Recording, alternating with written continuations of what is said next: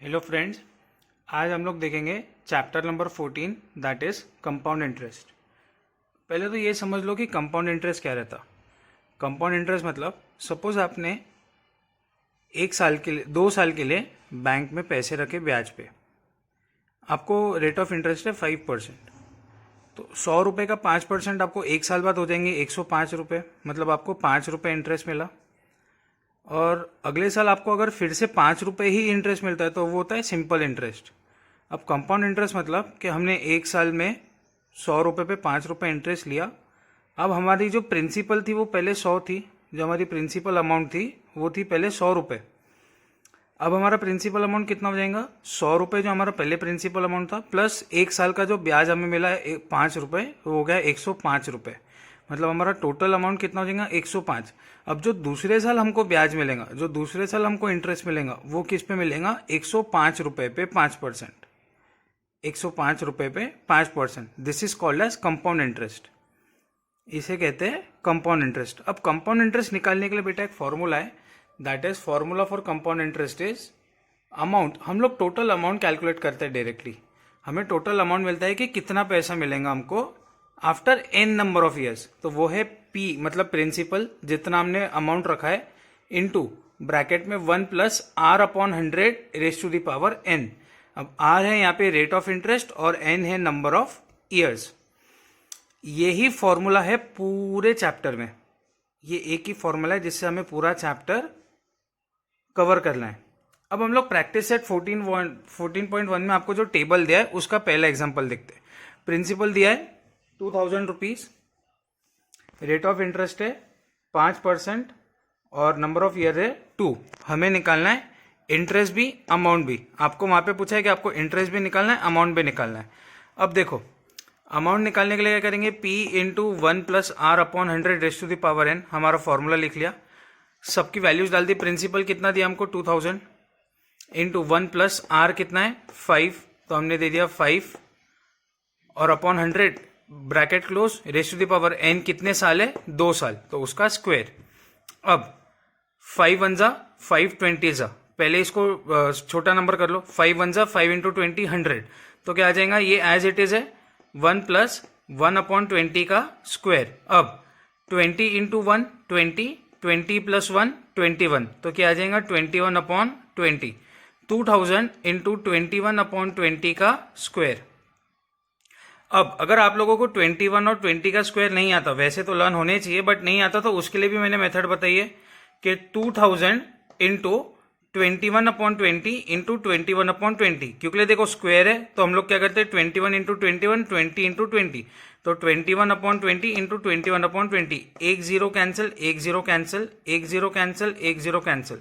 अब क्या बचा 20, 2 वन जा 2 10 जा 20, 2 वन जा 2 5 जा 10, तो यहाँ पे क्या बचा 5। तो हमारे पास पूरा ये कैलकुलेशन करने का क्या बचा 5 इंटू 21 इंटू 21, आंसर क्या आ जाएगा 2205।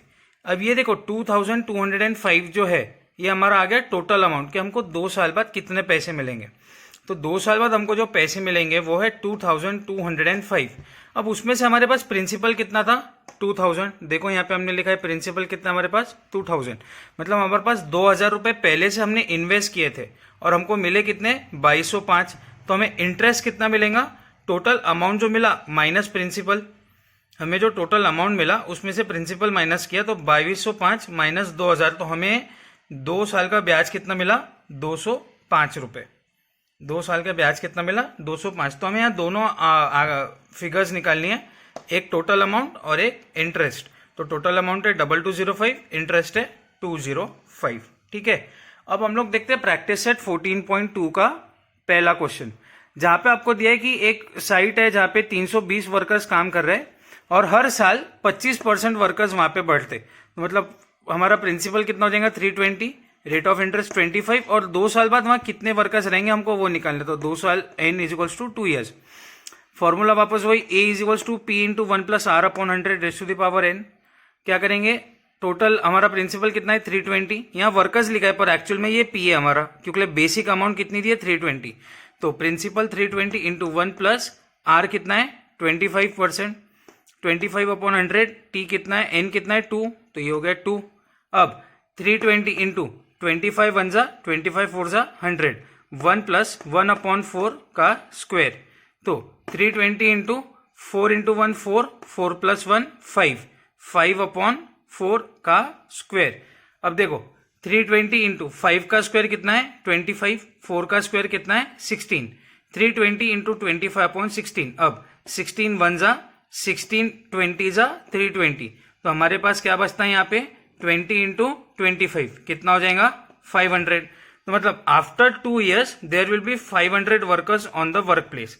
2 साल बाद कितने वर्कर्स रहेंगे 500। हमें सिर्फ ये एक फॉर्मूला याद रखना है और हमको देखना है कि हमें क्या पूछा गया है, हमें बहुत इजीली सारी चीजें याद रह जाएंगी।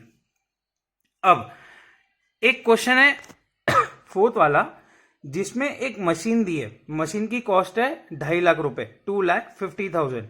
अब क्या बोला है वहां पे, रेट ऑफ डेप्रिसिएशन है बेटा। अब डेप्रिसिएशन मतलब क्या होता है कि हम लोग जब भी कोई नई गाड़ी लेते या कोई मशीन लेते तो जैसे जैसे वो पुरानी होती जाती उसका रेट कम होता जाता, उसका भाव कम होते जाता, क्योंकि वो सेकेंड हैंड हो जाती तो उसका रेट कम होते जाता। तो यहाँ पे क्या बोला है डेप्रिसिएशन। अब डेप्रिसिएशन मतलब वही कि हर साल उसका रेट जो है 10% से कम होता, हर साल 10% से उसके मशीन का कॉस्ट कम होता। मतलब पहले साल 2.5 लाख है, दूसरे साल पहले साल जब लिया तब 2.5 लाख थी, एक साल बाद 10% से कम हो जाएगा, जो अमाउंट होगा दूसरे साल उसका 10% और कम हो जाएगा। हमें 2 साल बाद कितनी अमाउंट कम होंगी वो निकालना है। अब देखो यहाँ पे हमें इंटरेस्ट मिलता है, इसलिए हम लोग क्या लिखते हैं P/1 प्लस। यहाँ पे भी हमने प्लस क्या, क्यों, क्योंकि हमको इंटरेस्ट मिल रहा, हमारे जो रखे हुए पैसे उसमें एडिशन हो रहा। अब यहाँ पे तो 2.5 लाख की मशीन है, उसके पास मशीन रखी है, वो पैसे उसका रेट कम होता जा रहा, इसलिए हम लोग यहाँ पे क्या करेंगे माइनस। हमारे पास जो मशीन रखी हुई है उसका रेट तो हर साल कम हो रहा ना, हमारे पास के पैसे कम हो रहे इसलिए हम लोग क्या करेंगे माइनस। तो वापस वही amount is equals to P/1 minus R/100 raise to the power n। Principal कितना है 2.5 लाख, 1 माइनस R कितना है 10% और अपॉन 100 और उसका स्क्वायर। अब 10 वन जा 10, 10 जा 100, तो ये 1/10 का स्क्वायर। अब देखो 2.5 लाख इंटू 10 वन जा 10, 10 माइनस 1 9, 9/10 का स्क्वायर। 2.5 लाख इंटू 9 का स्क्वायर 81 और 10 का स्क्वायर 100, 2 0 कैंसिल, क्या आ जाएगा 2500 इंटू 81। मतलब 2 साल बाद मशीन की कॉस्ट कितनी होंगी 2,02,500। अब देखो ओरिजिनल हमने कितने में खरीदी थी 2,50,000, 2 साल बाद उसका प्राइस कितना हो गया 2,02,500। यानी ओरिजिनल खरीदी थी 2.5 लाख की और अब 2 साल बाद उसका रेट हो गया 2,02,500। तो डेप्रिसिएशन कितना हो जाएगा, टोटल कॉस्ट प्राइस जो हमारी थी वो माइनस अभी जितना अमाउंट है वो, तो 2,50,000 माइनस 2,02,500, तो कितना हो जाएगा 47,500। मतलब टोटल लॉस या टोटल डेप्रिसिएशन जो मशीन पे लगा, जो मशीन की प्राइस कम हो गई 2 साल में, कितनी कम हुई 47,500। ठीक है 47,500। अब उसी की बात है बेटा एक क्वेश्चन नंबर 7, जिसमें आपको दिया है कि एक अमाउंट है जो 2 साल बाद 18% की रेट ऑफ इंटरेस्ट से हो जाएगा 13,924। तो हमें प्रिंसिपल निकलना है, प्रिंसिपल हमें निकालना है कि कितने अमाउंट को 18% पर एनम से 2 साल के लिए रखेंगे तो 13,924 हमें वापस मिलेंगे। अब देखो यहाँ पे 18 PCPA दिया है, PCPA मतलब percent per annum, per annum मतलब साल का, मतलब परसेंट, एक साल का परसेंट। फॉर्मूला वापस वही हमारे पास A is equals to P/1 plus R/100 raise to the power n। अब यहाँ पे देखो हमें A दिया है, हम हमेशा A निकालते पर हमें यहाँ पे A दिया है, तो 13,924 इज इक्वल्स टू P हमें निकालना है, P/1 प्लस 18/100 का स्क्वायर। अब 13,924 is equals to P/100 into 100 plus 18, 118, 118/100 का स्क्वायर। तो क्या करेंगे, अब स्क्वायर 118 का स्क्वायर हमें याद नहीं होता है, तो हम लोग क्या करेंगे 13,924 is equals to P/118/100 into 118/100। अब देखो यहाँ पे क्या होगा, हमें सिर्फ P निकालना है, तो ये साइड, ये भी जो है राइट हैंड साइड, ये राइट हैंड साइड की सारी चीजें हम कहाँ भेजेंगे लेफ्ट हैंड साइड में। तो अब देखो यहाँ पे 100 डिवीजन में, यहाँ पे जाएगा तो मल्टीप्लीकेशन में, और ये p से 118 मल्टीप्लीकेशन में, ये साइड आएगा तो डिवीजन में, तो क्या हो जाएगा 13924 इंटू 100, यहाँ पे 2 बार 100 है इसलिए इंटू 100 अपॉन 2 बार 118 है, 118 इंटू 118।